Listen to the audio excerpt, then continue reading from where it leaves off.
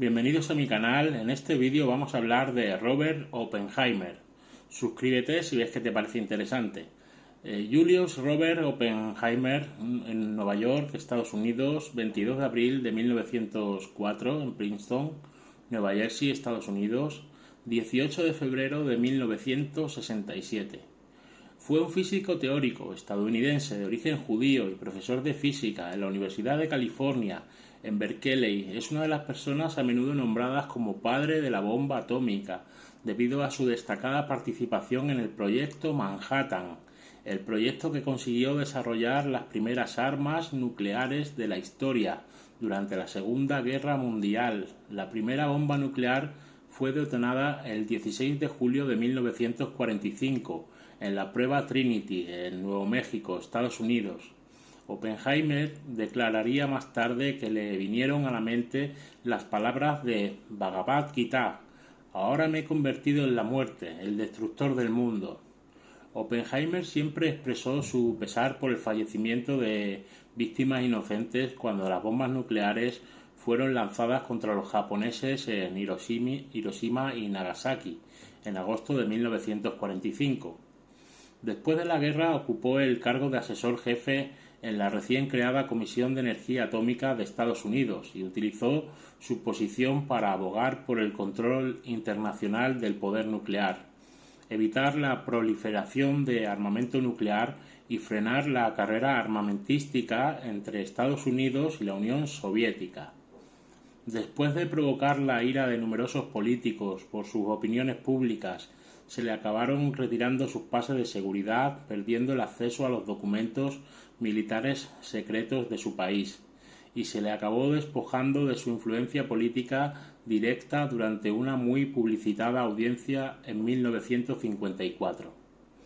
En esa década Estados Unidos vivía en el macartismo, y todas aquellas personas sospechosas de simpatizar con el comunismo o simplemente de ser disidentes fueron perseguidas por el gobierno. Oppenheimer pudo continuar escribiendo, trabajando en física y dando conferencias. 9 años después de la audiencia, los presidentes John Fitzgerald Kennedy y Lyndon Johnson le concedieron y otorgaron respectivamente el premio Enrico Fermi como un gesto de rehabilitación de su figura. Oppenheimer consiguió logros notables en el campo de la física, como la aproximación de Born-Oppenheimer.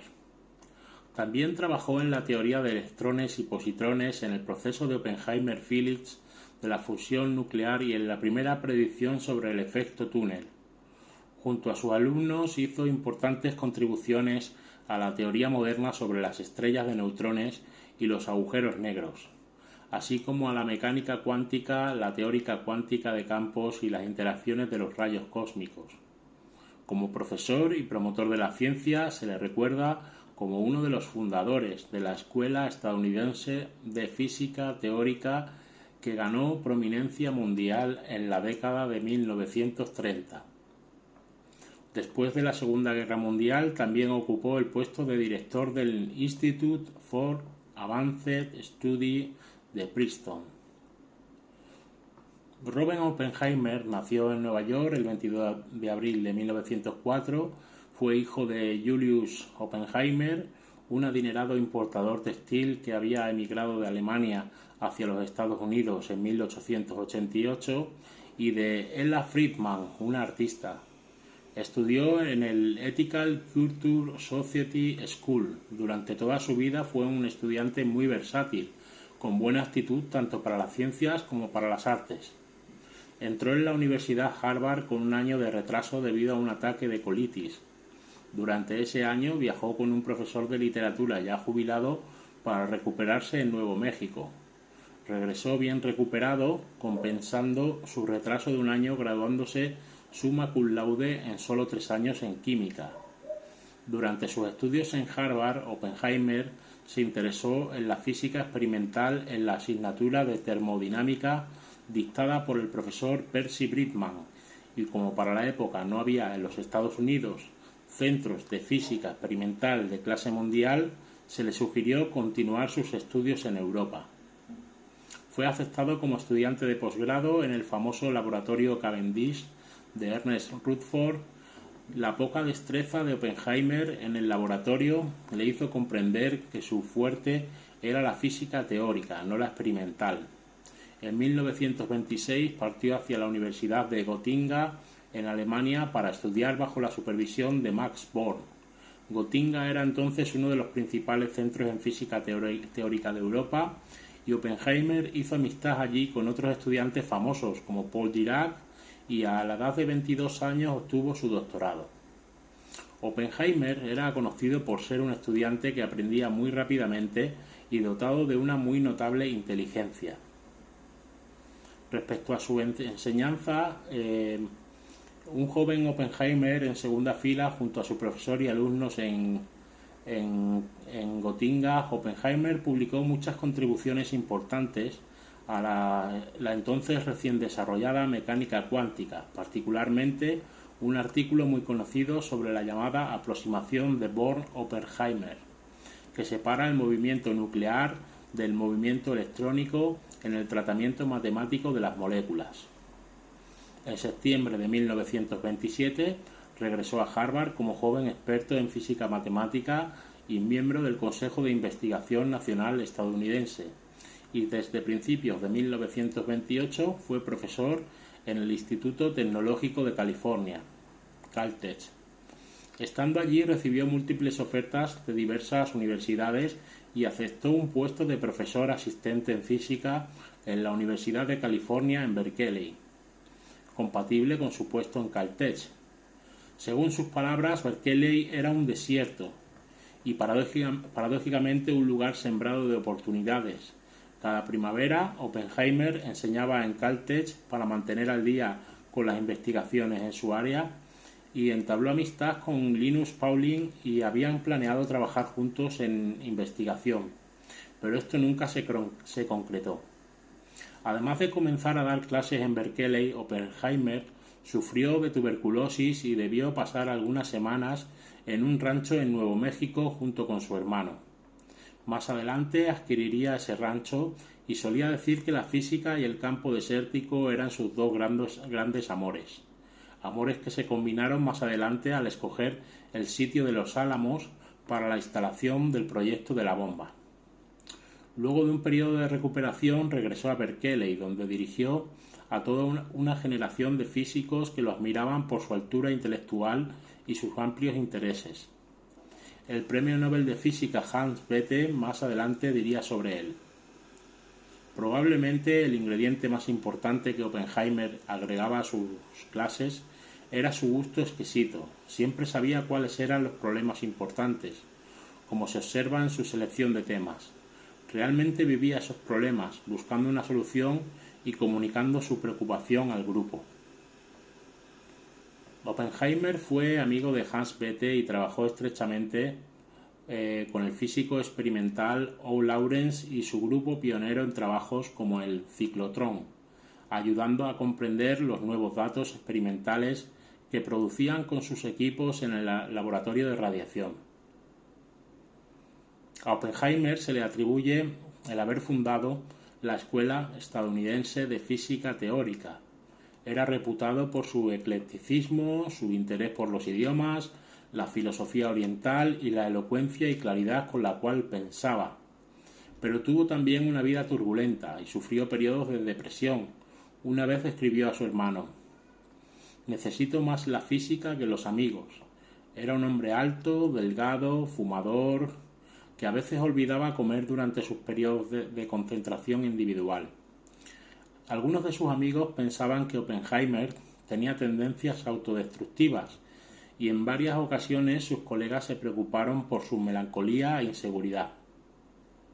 Siendo estudiante en Cambridge, una vez viajó en vacaciones a París para encontrarse con su amigo Francis Ferguson, y mientras le narraba su frustración con la física experimental, repentinamente se le acercó y trató de estrangularlo.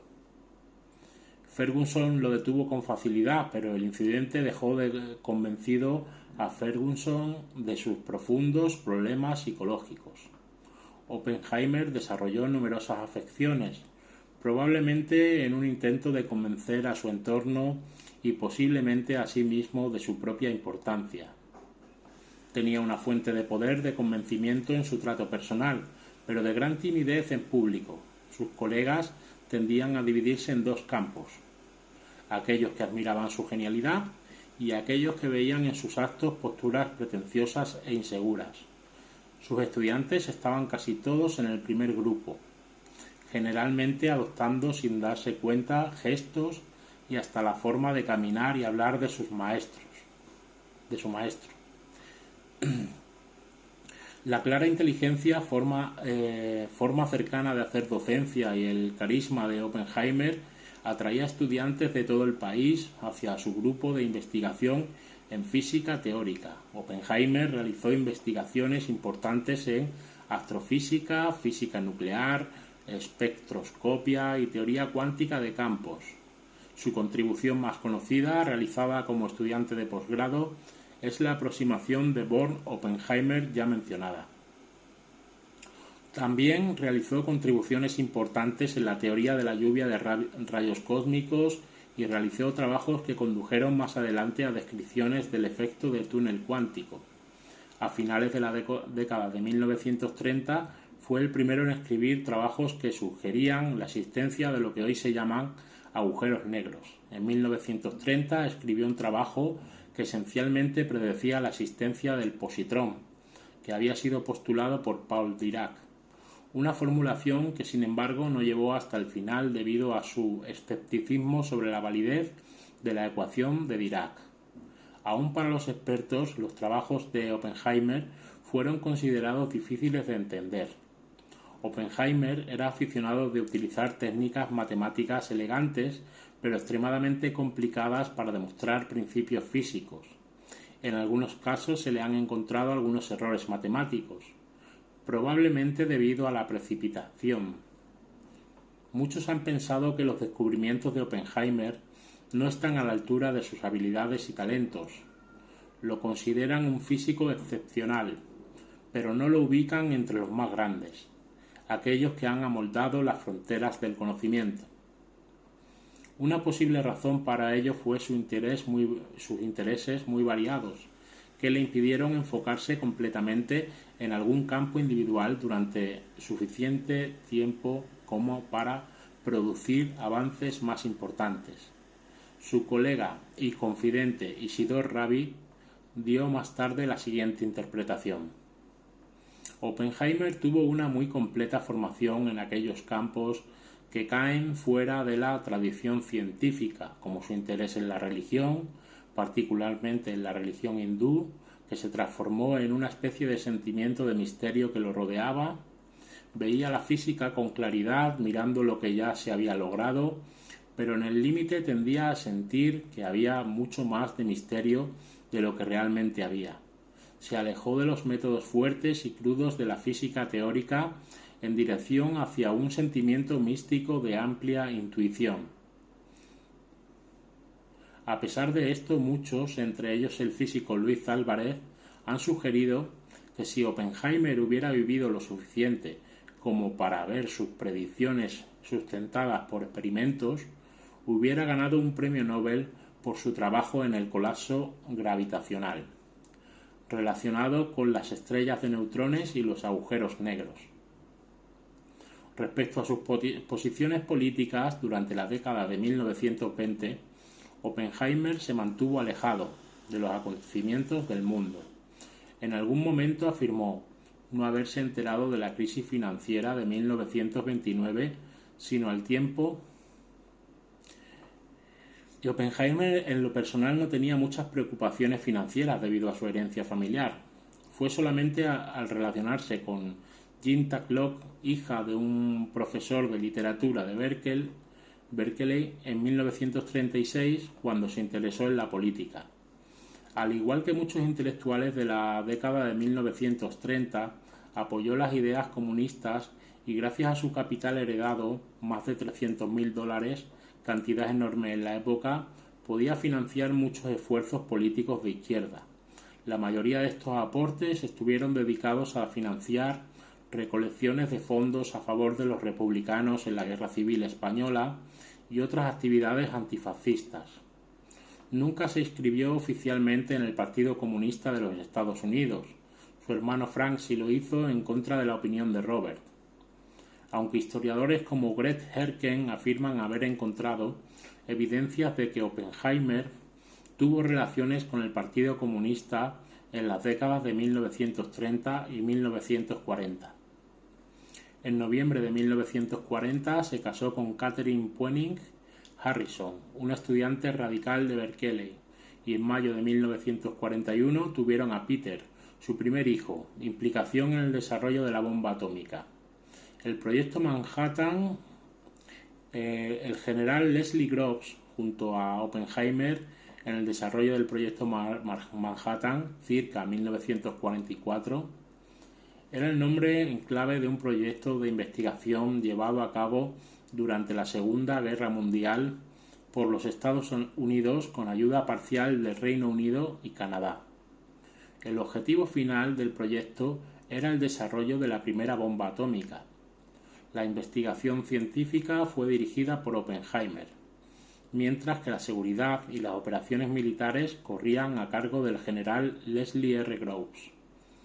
El proyecto se llevó a cabo en numerosos centros de investigación, siendo el más importante de ellos el Distrito de Ingeniería Manhattan, situado en el conocido actualmente como Laboratorio Nacional Los Álamos, en Nuevo México. El proyecto agrupó a una gran cantidad de eminencias científicas: física, química, ciencias, informática. Dado que tras los experimentos en Alemania previos a la guerra se sabía que la fisión del átomo era posible y que los nazis estaban ya trabajando en su propio programa nuclear, no costó reunir a todas aquellas mentes brillantes con el objetivo de conseguir la bomba antes que los alemanes. En la carrera por la bomba nuclear, los alemanes tenían el proyecto Uranio y los soviéticos la operación Borodino.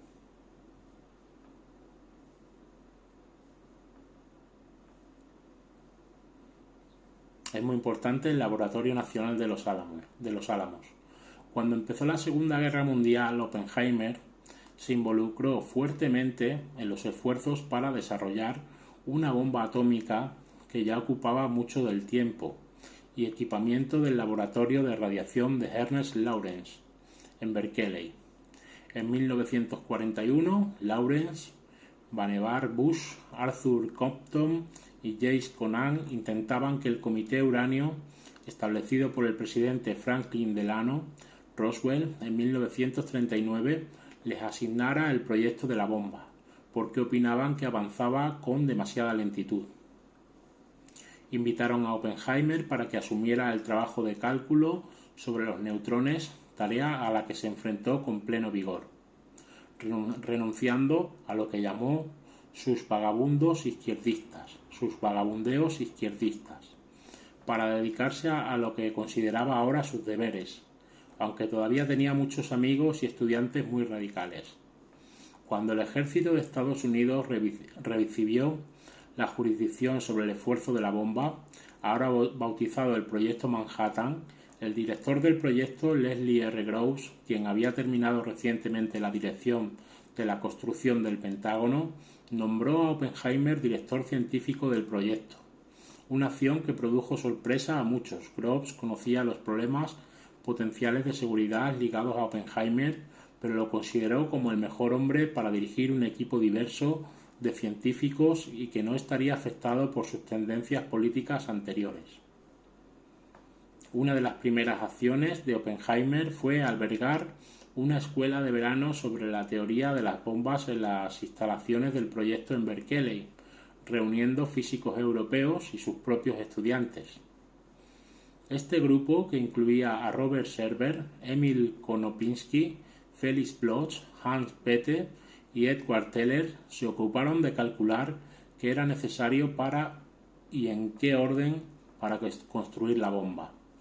Cuando Teller expuso la remota posibilidad que la bomba generaría calor suficiente para encender la atmósfera, un evento que pronto demostró Bethe que era imposible. Oppenheimer estuvo tan preocupado por esa posibilidad que se reunió con Arthur Compton en Michigan para discutirla. Al mismo tiempo, las investigaciones del proyecto se adelantaban en muchas universidades y en muchos laboratorios por todo el país, planteando problemas tanto para la seguridad como para la cohesión del proyecto. Oppenheimer y Groves decidieron que necesitaban un laboratorio centralizado y un secreto. Buscando un sitio, Oppenheimer propuso una región de Nuevo México no muy lejos de su rancho, en una meseta cerca de Santa Fe, la capital de Nuevo México. Se construyó rápidamente el Laboratorio de los Álamos, un grupo banal de cuarteles rodeados de lodo. Ahí consiguió Oppenheimer reunir un grupo de los más brillantes físicos de la época, incluyendo a Enrico Fermi, Richard Feynman, Robert R. Wilson y Victor Weisskopf, así como Bethe y Teller. Allí nació la segunda hija de Oppenheimer, Catherine, llamada Toni, en 1944. Un grupo de físicos asistiendo a una confederación en Los Álamos durante la guerra. En la fila delantera, de izquierda a derecha, Norris Bradbury, John Manley, Enrico Fermi y J.M.B. Kellogg. A Oppenheimer se le reconocía su dominio de todos los aspectos científicos del proyecto y sus esfuerzos para manejar los conflictos de cultura inevitables entre científicos y militares. Fue la imagen del proyecto para sus colegas científicos y ejerció su papel de director con gran prestancia. Victor Weisskopf lo expresó así: no dirigió desde la oficina central, estaba presente intelectual y hasta físicamente en cada paso decisivo. Estaba presente en el laboratorio o en las salas de seminario cuando se medía un nuevo efecto, cuando se concebía una nueva idea. No era tanto por las ideas que aportaba algunas veces, sino que su influencia principal venía de algo más. Fue su presencia continua e intensa que produjo en todos nosotros un sentido de participación directa. Creó aquella atmósfera única de entusiasmo y desafío que impregnó el lugar durante todo su periodo. Se organizó un gran revuelo rápidamente silenciado por las autoridades militares cuando, en 1947, en una entrevista sobre su trabajo, a la pregunta de por qué no se había aprobado la bomba de uranio, como la de Hiroshima previamente, la del desierto de los Álamos fue de plutonio, gracias a los disparadores de von Ardenne capturados en un submarino alemán. Este contestó: no había nada que probar, los alemanes ya lo habían hecho antes, solo teníamos que usarla y ya está.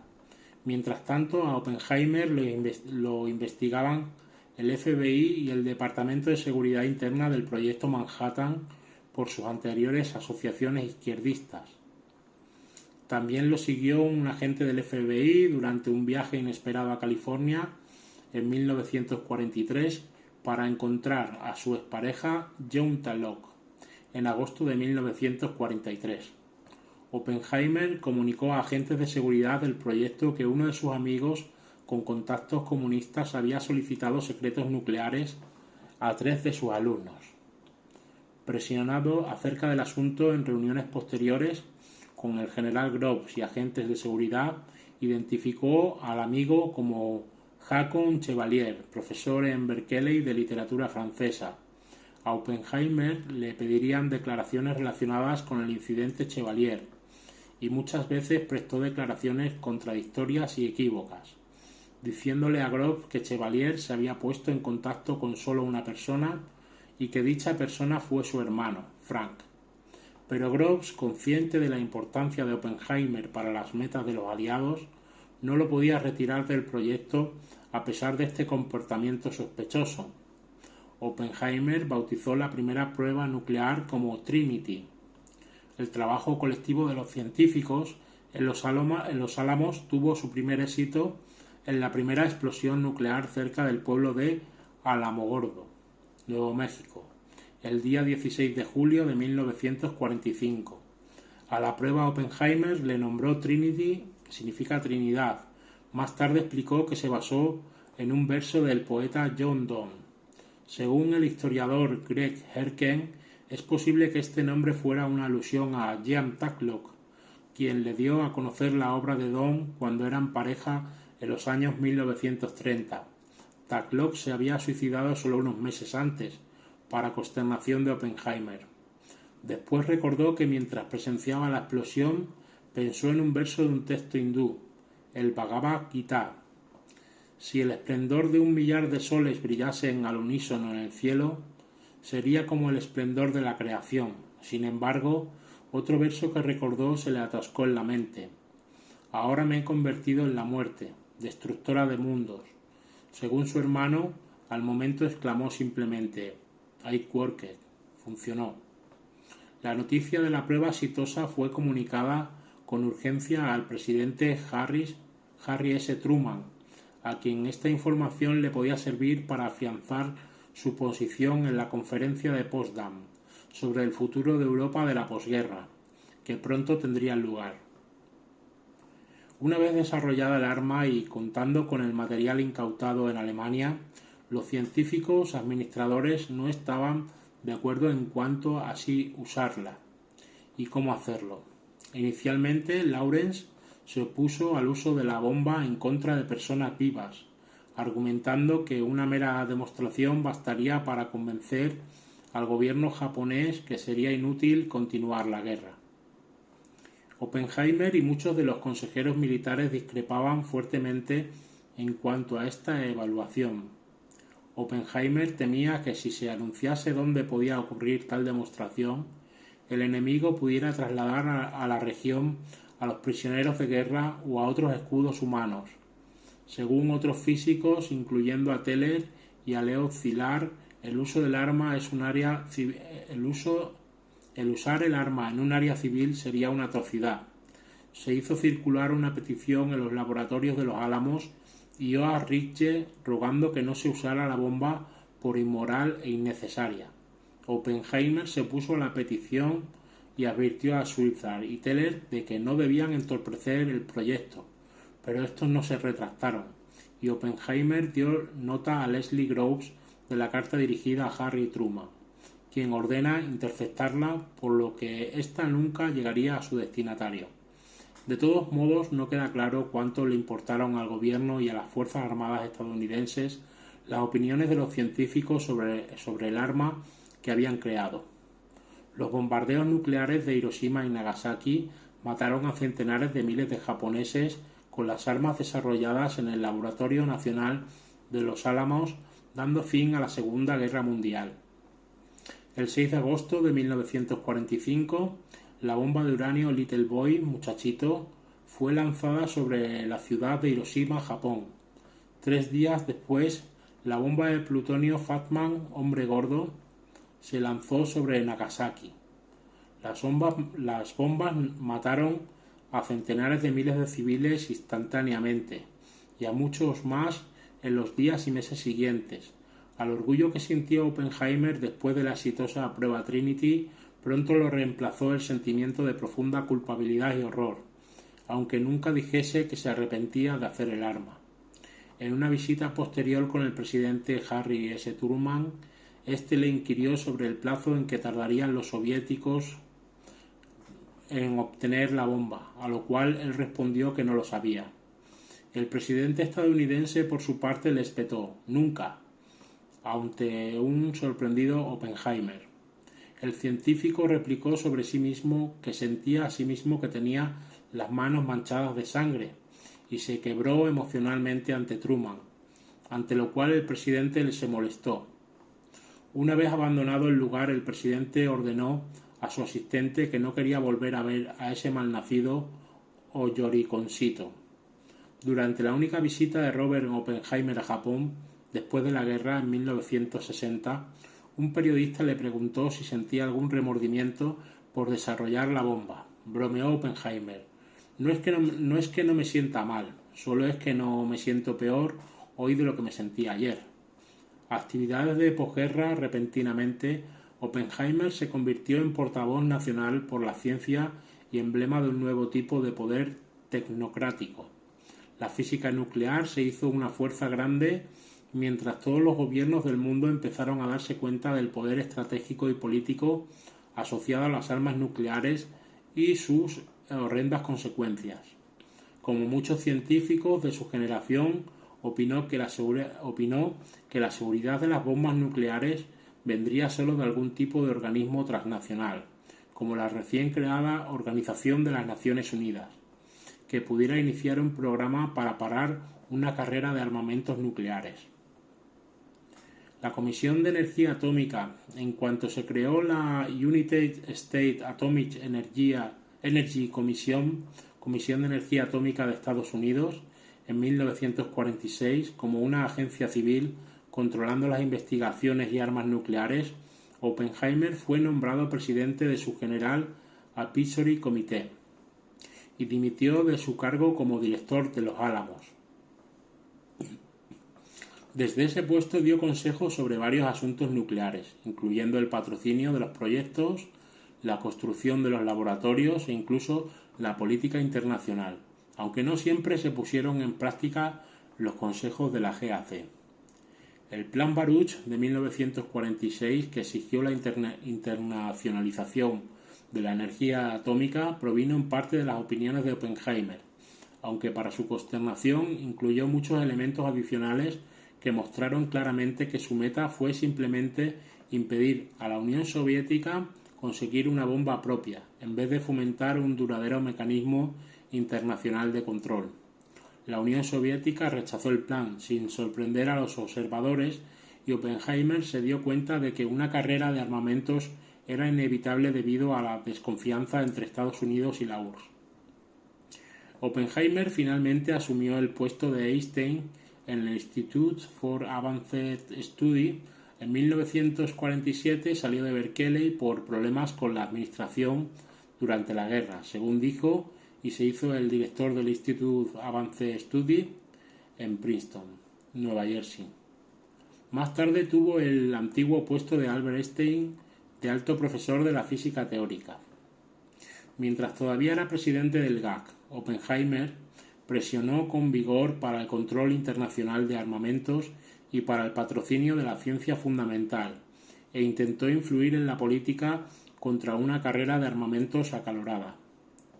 Cuando el gobierno debatía sobre realizar un programa intensivo para desarrollar un arma basada en la fusión nuclear, la bomba termonuclear, Oppenheimer al principio recomendó que no, aunque había favorecido a desarrollar un arma así en los primeros días del proyecto Manhattan. En parte lo impulsaron las razones éticas, creyendo que tal arma se podía usar solamente contra los civiles, causando millones de muertos. Pero también lo impulsaron razones prácticas. Como en la época no existía ningún diseño factible de una bomba termonuclear, Oppenheimer opinaba que sería mejor gastar los recursos creando una gran fuerza de armas de fisión. A pesar de su consejo, el presidente Harry Truman anunció un programa intensivo después de la Unión Soviética probó su primera bomba atómica en 1949.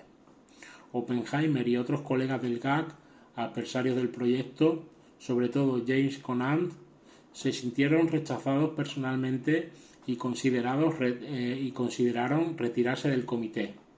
Se quedaron, aunque sus opiniones sobre la bomba termonuclear se conocieron bien.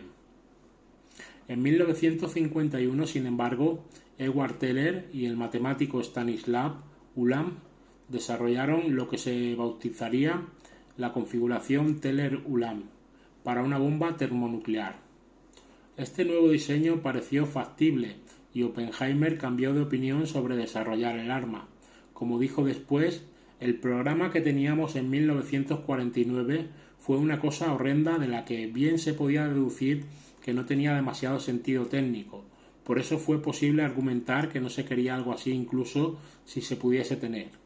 El programa en 1951 fue técnicamente tan atractivo que se podía discutir eso. Las cuestiones ya fueron solo las militares, las políticas y los problemas humanitarios de qué se iba a hacer con él una vez que se consiguiera. La primera bomba termonuclear de verdad, nombrada Ivy Mike, se probó en 1952 y produjo 10,4 megatones, una fuerza 650 veces más grande que la de las armas desarrolladas por Oppenheimer durante la Segunda Guerra Mundial. Auditoría de seguridad y el macartismo. Strauss fue uno de los más enconados enemigos de Oppenheimer. Lewis L. Strauss, presidente de la EC junto con Eisenhower en 1954, en su papel como consejero político en asuntos nucleares, Oppenheimer se ganó muchos enemigos. El FBI, dirigido por J. Edgar Hoover, había estado siguiendo sus actividades desde antes de la guerra, cuando mostró simpatías comunistas como profesor radical. Estaban deseando proporcionar a los enemigos políticos y profesionales de Oppenheimer pruebas incriminatorias sobre los antiguos y presentes vínculos comunistas. Entre estos enemigos, quizá el más enconado era Lewis L. Strauss, presidente de la EC, que duraba mucho tiempo había albergado resentimiento contra Oppenheimer, tanto por su actividad contra la bomba de hidrógeno como por haberle humillado ante el Congreso algunos años antes. Strauss y el senador Brian McMahon, autor en 1946 de la energía atómica, Atomic Energy Act, secundados por otro físico, Edward Teller, el formulador de la acusación, impulsaron al presidente Eisenhower a revocar la credencial de seguridad de Oppenheimer. Esto llegó tras la controversia sobre si algunos de los alumnos de Oppenheimer, incluyendo a David Bohm, Joseph Weinberg y Bernard Peters, habían sido comunistas en la época en que habían trabajado con él en Berkeley. El hermano de Oppenheimer, Frank Oppenheimer, fue obligado a testificar ante el Comité de Actividades Antiamericanas, donde admitió haber sido miembro del Partido Comunista en los años 1930, pero rechazó dar los nombres de otros miembros. A consecuencia de esto, Frank fue despedido de su puesto universitario y al no poder encontrar trabajo en el campo de la física, terminó como un ranchero en Colorado. El antiguo colega de Oppenheimer, el físico Edward Teller, testificó contra él en su auditoría de seguridad de 1954. En 1953, Oppenheimer, a instancias de lo impulsado por Strauss y Teller, fue acusado de ser un riesgo para la seguridad nacional y el presidente Eisenhower le pidió su renuncia. Oppenheimer se negó y solicitó una auditoría para evaluar su lealtad a Estados Unidos y que mientras tanto su credencial de seguridad quedara en suspenso. Las comparecencias públicas que siguieron se centraron en los pasados vínculos comunistas de Oppenheimer y en su asociación durante el proyecto Manhattan con científicos sospechosos de desleales o comunistas. Uno de los elementos claves en este proceso fue el testimonio anterior de Oppenheimer sobre su amigo Jacques Chevalier, que él mismo confesó haber fabricado. De hecho, Oppenheimer nunca había hablado sobre ello a Chevalier, y el testimonio había llevado a Chevalier a perder su empleo. Edward Teller, con el cual Oppenheimer había estado en desacuerdo sobre la bomba de hidrógeno, testificó contra él, provocando las iras de la comunidad científica y en la práctica la expulsión de Teller de la ciencia académica. Muchos importantes científicos, así como destacadas figuras del gobierno y de las Fuerzas Armadas, testificaron a favor de Oppenheimer. Las incoherencias de su testimonio y su comportamiento errático en sus comparecencias convencieron a algunos de que no era de confianza y representaba un posible riesgo para la seguridad. La credencial de seguridad de Oppenheimer fue finalmente revocada. Durante su comparecencia, Oppenheimer testificó de buena gana sobre el comportamiento izquierdista de muchos de sus colegas científicos. El historiador Richard Pollenberg ha especulado que si la credencial de Oppenheimer no hubiera sido anulada, de todos modos hubiera caducado en cosa de unos días. Hubiera sido recordado como uno que dio nombres para salvar su reputación, un chivato. Tal como sucedió, Oppenheimer fue visto por la mayor parte de la comunidad científica como un mártir del macartismo, un liberal ecléctico que fue injustamente atacado por enemigos belicistas, símbolo de la sustitución de la creatividad científica académica por el militarismo. Robert Oppenheimer, junto a su familia, que fue Kitty, Peter y Catherine, recibiendo recibió el premio de Enrico Fermi en 1963. Privado de poder político, Oppenheimer continuó dando clases, escribiendo y trabajando en la física.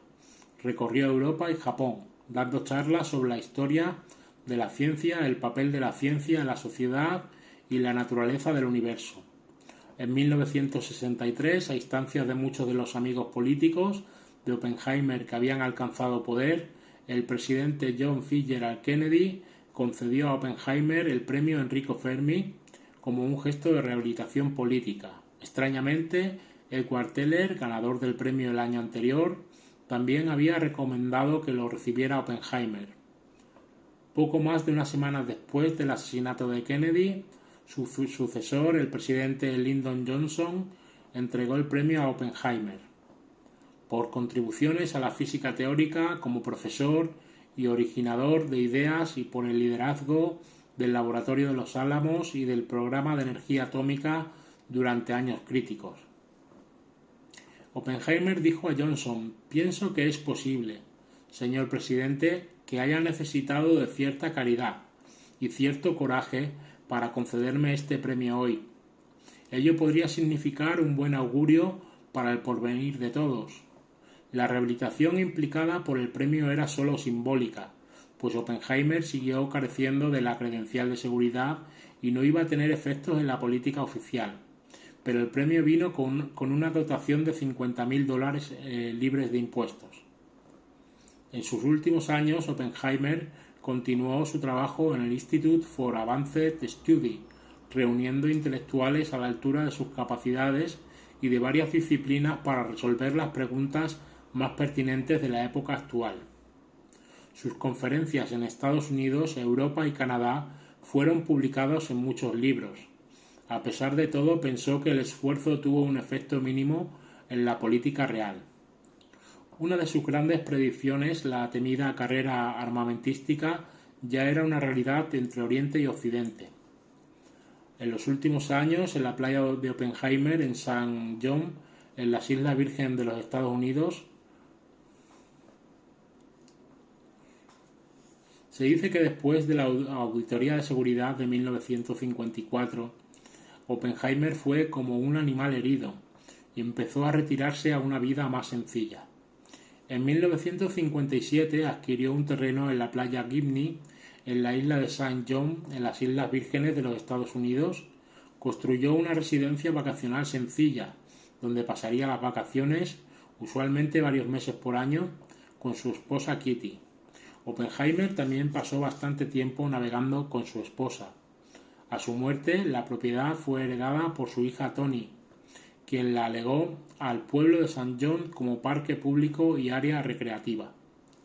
En la actualidad, el gobierno de las Islas Vírgenes ha creado un centro comunitario allí, que puede ser arrendado. La playa es conocida coloquialmente hasta hoy como Playa Oppenheimer. Robert Oppenheimer, quien era asiduo fumador de tabaco en pipa, falleció por cáncer de garganta reincidente en 1967. A su funeral asistieron muchos de sus asociados científicos, políticos y militares. Fue incinerado y sus cenizas fueron esparcidas en las Islas Vírgenes. Oppenheimer, cuya personalidad era reservada y poco dado a establecer relaciones personales, en el tiempo que trabajaba en Berkeley tuvo como pareja a Jean Tatlock, un radical activista de izquierda y psiquiatra a quien conoció en 1936 y mantuvieron una relación intermitente y poco convencional hasta 1941. Oppenheimer le pidió casamiento en 2 ocasiones, pero ella lo rechazó. Oppenheimer se casó con la bióloga germano-estadounidense Catherine Kitty Puenning Harrison el 1 de noviembre de 1940. Tuvo 2 hijos con ella, Peter Oppenheimer y Catherine. En el mundo del cine, en 1989, Oppenheimer fue interpretado por Dwight Schultz en el film Fat Man and Little Boy. Ese mismo año, en el film One Day, Oppenheimer fue interpretado por David Strathairn. La biografía de Julius Robert Oppenheimer fue llevada al cine en el film Oppenheimer en el 2023, siendo interpretado por Cillian Murphy y dirigido por Christopher Nolan. Y así llegamos al final de este vídeo. Espero que os haya gustado, si os haya parecido interesante. No olvidéis suscribiros para que pueda hacer vídeos como este. Se despide Carlos Surfer y que tengáis un buen día.